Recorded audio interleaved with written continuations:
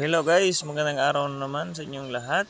So, welcome to my YouTube channel sa Kumbati Mix Vlog.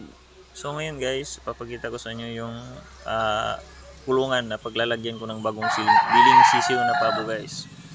So, bumili tayo ng mga sisiw na pabo guys. Galing pa ng Lanao, Alubihid, Misamis Oriental. So, yan, papakita ko sa inyo guys. Nire-ready ko muna yung lalagyan natin.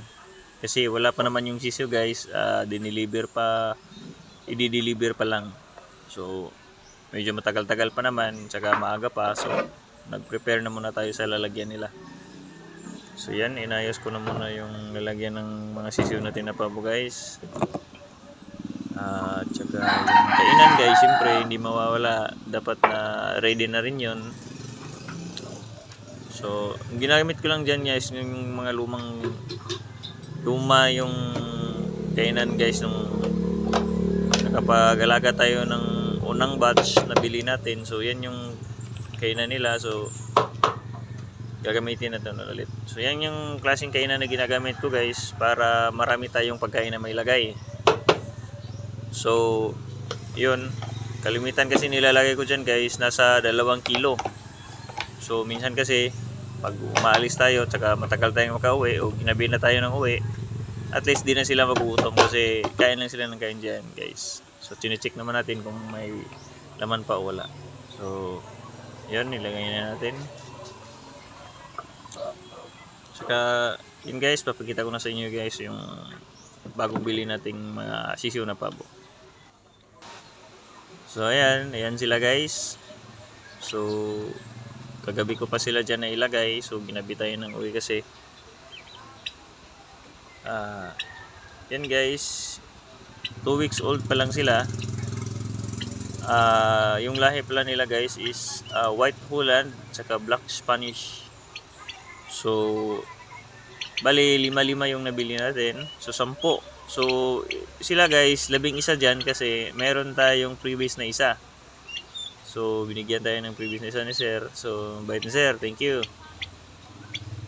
So ayan, sinek natin. Ang okay naman sila.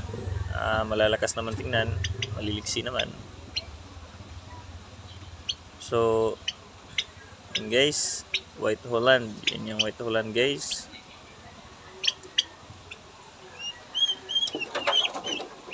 Tsaka yun, okay naman, malakas namang lumipad, liksi.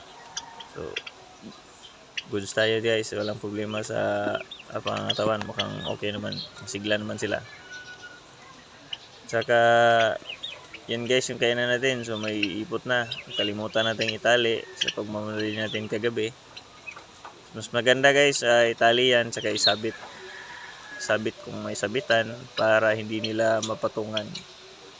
So alam niyo na yan guys, yung ano yung purpose diyan, yung may ganyan, may mga ganyan. So yun guys,